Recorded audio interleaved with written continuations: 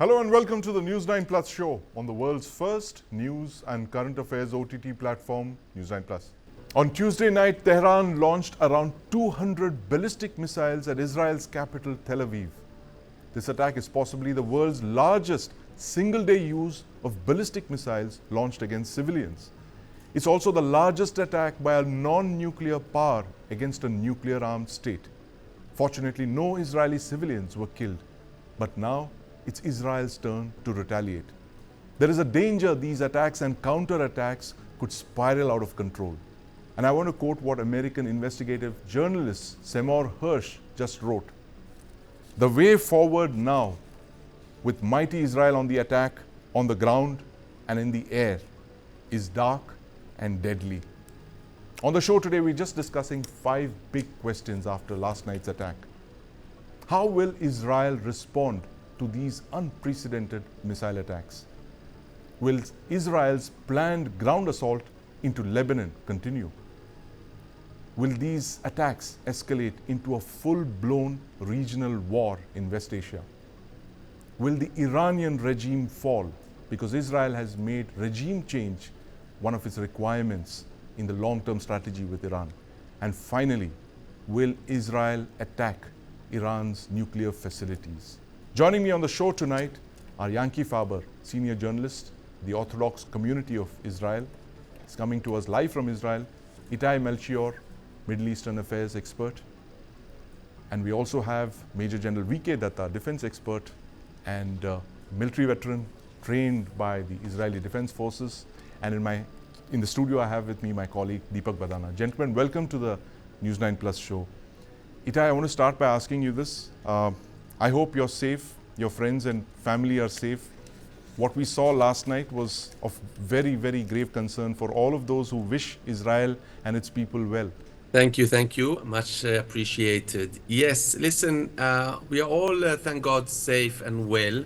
That said, we are shocked by 2 things. One, this is, as you mentioned yourself, unprecedented that the country, thousands of kilometers away, launches an attack with hundreds of rockets, and not for the first time this year, on a country that they have no dispute with. We have no quarrel. There's nothing that we're disputing. And Iran has chosen as its enemies, as any dictatorship needs external enemies, the big Satan, the US, and us only the small Satan. But this is unprecedented. So the first thing that is shocking is that they can get away with it. The second thing that is shocking, actually, is the response of many of the countries in the world, including the head of the UN, who somehow calls to bring back order, but does not point any fingers towards the country that has been orchestrating the entire proxies around Israel for the last year, attacked from many different fronts, all Iranian proxies and then Iran itself. And really someone should rein Iran in for what it has been doing to disturb the world peace. Transport to India has become more expensive. Houthis are firing indiscriminately at ships at sea. So this is really something that the world needs to take attention to. It's not an Israeli problem, it's a world problem. It's absolutely spot on, Itai. And you know, this what you just mentioned is the fact that this Israel-Iran war, or rather the Iran-Israel war, is something almost without precedent in the world, because these 2 countries are separated by thousands of kilometers. They have no dispute, they have no territorial demands on each other. And for Indian viewers, you must understand, we have territorial disputes with Pakistan and with China. We have unsettled boundaries. We have the line of actual control and the line of control, the LOC and the LAC, which has spilled out into war several times in the past. But here you have 2 countries separated by 2 other countries in between. And you have Iran attacking Israel, declaring the state of Israel as its sworn enemy for ideological reasons. That is the most worrying of all aspects. But Itai, I want to quickly ask you a follow-on question. Prime Minister Netanyahu said that Iran made a big mistake tonight and will pay for it. Can you tell us what kind of retaliation will follow for this unprecedented attack on Israeli civilians? Certainly, there are a couple of options on the table. I just want to mention to your viewers, just to iterate what you said earlier, Israel and Iran had great relations until 1977. If you visit Iran today, you will still see Israeli engineering projects, including water projects, still functioning from those days. So it's a question of regime, not the people, as Netanyahu said Yes. a couple of days ago to the Iranian people. Israel can choose a couple of avenues to retaliate. One can be targeting nuclear sites. Now, those sites, which are a grave concern for the entire world, Right. are very, very deep underground. Israel has shown in Beirut, with the killing of Hezbollah chief Nasrallah, that it can target underground targets, but still we're talking about very, very deep targets. Yes. And without US cooperation, this is going to be very difficult. The second thing that Israel can do is strike Iranian oil facilities, which is Right. their one of the main income sources. Right. They have a green light to do this, as Iran itself had declared that it tried to hit Israeli gas rigs in the Mediterranean. Right. So that means that civilian targets are on the table. Yes. That said, the US would very much like not to see a Right. war that impacts oil prices as they're heading Yes. for elections, and this is a sensitive thing for the American voter. I want to ask Yankee, who's joining us from Israel as well. Yankee, welcome to the News9 Plus show. Welcome. Yes, Yankee, tell us what the options before Prime Minister Netanyahu are right now. The fact after the unprecedented ballistic missile attacks by Iran, fortunately no civilians were killed, but whoever saw that on television last night, we were holding our breath, the kind of unprecedented barrage. Why is it important for Prime Minister Netanyahu to strike back and strike back quickly to send out a message to Iran and the world? Well, I live in the city of Bnei Brak. It's an Orthodox city. It's not far from Tel Aviv. Actually, I can walk to Tel Aviv, like Right. maybe less than an hour. I'm in Tel Aviv by walk. And I heard the rockets so hard, so strong since 7th of October. I Yes. never heard it so powerful. Now, you're asking about what is Netanyahu going to do? Yes. Well, depends which channel you watch in Israel. Some channels say he's going to attack the nuclear site Right. of Iran. Some Right. say he's going to attack oil Yes. facilities. Some say he's going to attack Revolution Guards army bases. Yes. Nobody really nobody really knows exactly what, but Israel is definitely going to take revenge. Yes. I know, I heard from my sources that this is not going to stay like last time, that Israel attacked with one place and nobody knew exactly where Israel attacked. Yes. Israel has the ability to attack Iran with, even Iran has air defense they probably got from Russia or something. Yes. Because Israel's plane are much better than what Iran has. Right. And Israel will take revenge, and Netanyahu must take revenge, because this is the time when Hezbollah is very weak. Yes. Well, they're still strong, but they're weaker than they used to be like a few weeks ago. Right. And also Hamas. Hamas doesn't really exist anymore as a terror organization.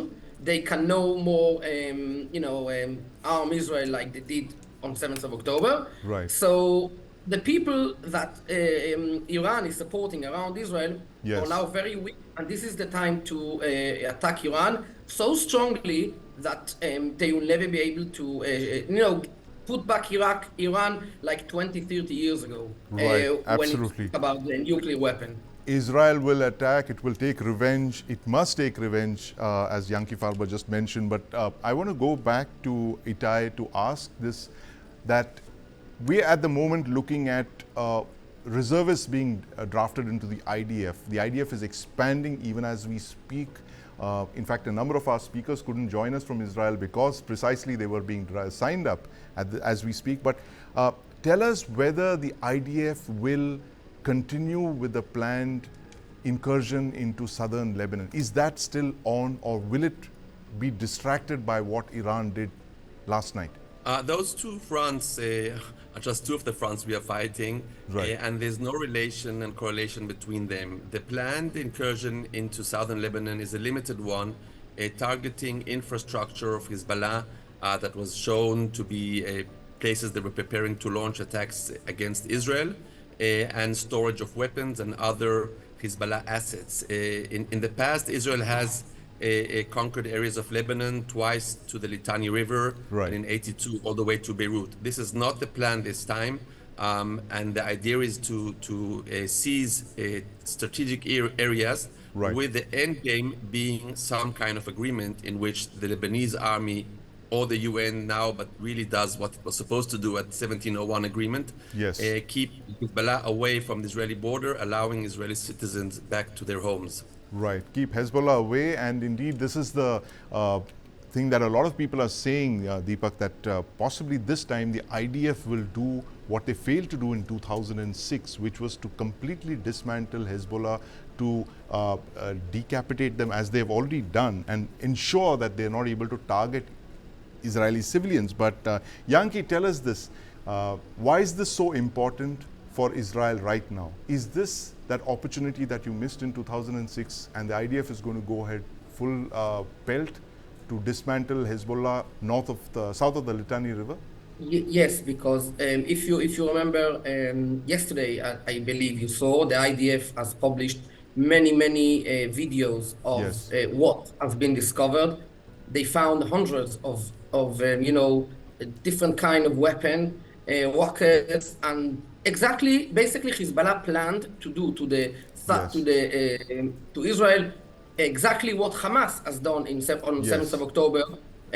From the Gaza border. So Right. now Hezbollah was planning to do it on the Lebanon border, Yes. and they planned it exactly like Hamas. So Right. Israel has no choice, and yes, Israel is working very hard. I have myself friends, family. I have my brother is in Lebanon. I have no idea exactly where because his phone is off for the last few days. And I have nephews in the Gaza border, and I have some other relatives in Lebanon. I myself was on 7th of October in reserve for a few months, and I finished because I moved to a different unit. So that's why I'm working now. But basically, I can get a call any minute to go back to the base.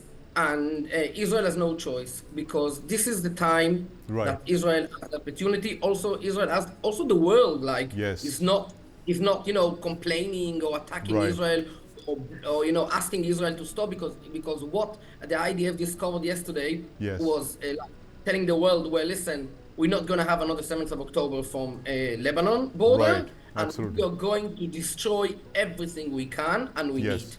Right. We're going to destroy everything as we can, and possibly, as we mentioned, it is that opportunity that Israel possibly passed by in 2006 because of the ceasefire. But General Datta, you've been listening to our experts from Israel. There's always this danger of this, what we're seeing right now in West Asia, escalating into a full-blown regional war. Just this morning I was reading about the First World War, how it started with just a couple of bullets fired by one assassin who assassinated Archduke Franz Ferdinand. Do you believe we are at the point when you have Israel that's supported by the West, Iran that's supported by China and Russia, launching the entire West Asia into a wider regional war where these countries will then start entering the fray? Or do you think that the conflict as it stands now is going to be limited only to Israel and Iran? Your thoughts on this, General Datta? Yeah, Sandeep, very pertinent question.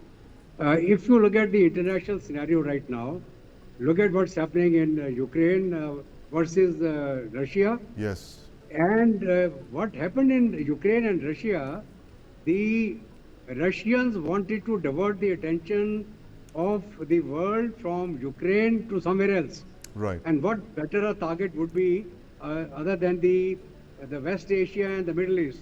Right. So maybe, it's a speculation that there is a much deeper game being played at the moment by various players who hold the stakes as the key countries in the world trying to call themselves superpowers.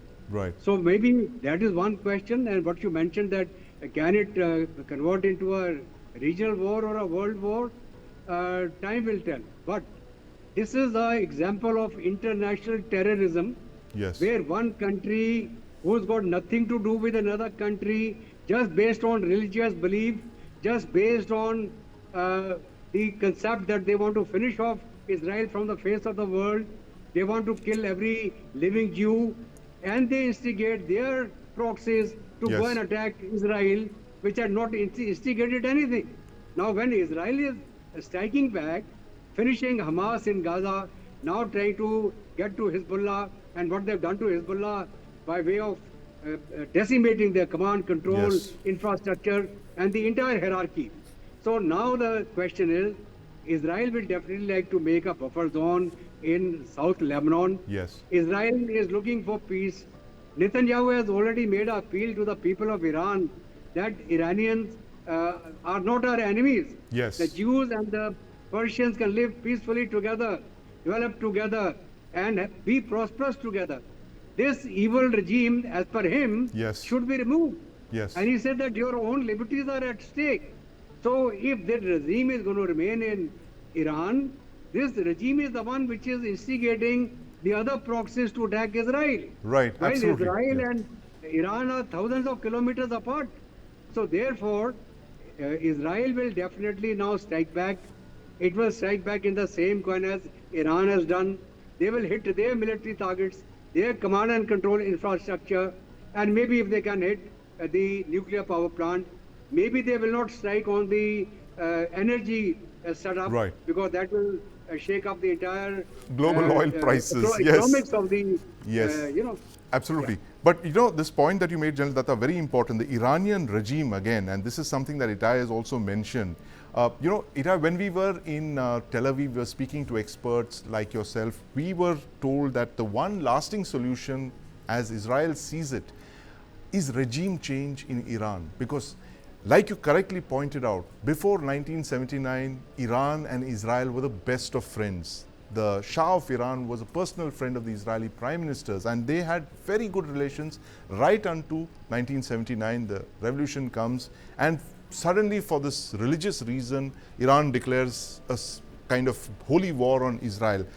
Do you believe that regime change is possible, probable, plausible in the current scenario? I think you have to be a very big optimist to believe that external forces can drive this change. Right. This is a very evil regime. By the way, Iran was also a much nicer place to live for its civilians until Yes. 77, and is today a failing country. Right. There were some small attempts of mini revolutions in Iran that were thwarted very violently, and it's one of the deadliest regimes to its own citizens also. Yes. So I find it very hard to see that external attacks will bring that kind of change. In the end, it's up to the Iranian people to decide what they want to do and how they want to live. Israel will not dictate, and we've seen in the past in history that when external forces try Yes. and force a regime change, it doesn't really work. And when it does work, it's sometimes not even for the better, not for the people and not for the region. That's correct, So, yes. so we just see what happens in Libya or in Iraq. Right. So therefore, I think that the best way forward, and it was working, was strict sanctions. But these Yes. sanctions are broken. Today, Iran is exporting oil to China and other places, Right. and is managing to get by. Yes. So therefore, I'm not a big optimist in getting a regime change just at a push of a button. Right. A regime change wouldn't happen at a push of a button. It'll possibly happen over time. But Yankee, your thoughts on this? Regime change in Iran, that obviously seems to be the logical thing for this bizarre war that we were talking about between Iran and Israel to end, because it's like an ideological battle of a kind that possibly doesn't exist anywhere else in the world. How possible, probable, or plausible is regime change? And you know, we saw Prime Minister Netanyahu reaching out to the Iranian people, very warm message where he said, look, our fight is not with the people of Iran. And indeed, that's also a message that India keeps putting out to Pakistan as well. It is the regime in Pakistan, it is the military dictatorship controlling the show from behind the scenes that we have a problem with, and it's not the people. But your thoughts on this, Yankee? Regime change in Iran? Well, you know, I think a regime change in Iran is a dream not just for Israel. It's like for the free world, and Yes. of course for the people of Iran, for especially the women in Iran. And this is what people talk about. That's the best thing to do now. That's why probably Israel is not going to attack any civilians facilities, only military facilities, because again, Israel is not against to the people of Iran. Right. Now, I know I read, I spoke, I saw, whatever, anything about it, that this is what Israel is going to do. But Israel cannot do it on her own. We're not strong enough to get the regime down. We need America and we need some other countries to help us by doing it. First of all, bomb all nuclear sites weapon. Second, destroy the Revolution Guard's army bases. Right. And then it will be much easier to get them. And then we need the people of Iran to march on the street and demand for a change of the regime. Now, you know, maybe not even countries to help us. Sometimes it's better the countries shouldn't talk too much and shouldn't disturb Israel. Yes, this is what many officials in Israel are speaking loud and clearly. Our goal, what we want to do is change the regime, because as you said, in India and between India and Pakistan, it's not the people of Pakistan, it's not the people of Iran. The regime, and I know Israel is aiming on it. If Israel will be able to do it, it's a very hard question, and I hope the world is going to help us to do it, and this will be probably the solution. Right, absolutely. That will be the long-term solution. Thank you very much, gentlemen. We are looking at a short-term solution that could actually be very dark and deadly, which is Israel retaliating ferociously to the attack on its civilians, the 200 ballistic missiles that were fired on. Israel's revenge will come, as our experts have just told us from Israel. It will come, it will be hard, it will be fast, and it will happen in due course. But thank you very much, Yankee Farber, Itai Melchior, General Datta, and my colleague Deepak Badana for joining us this evening.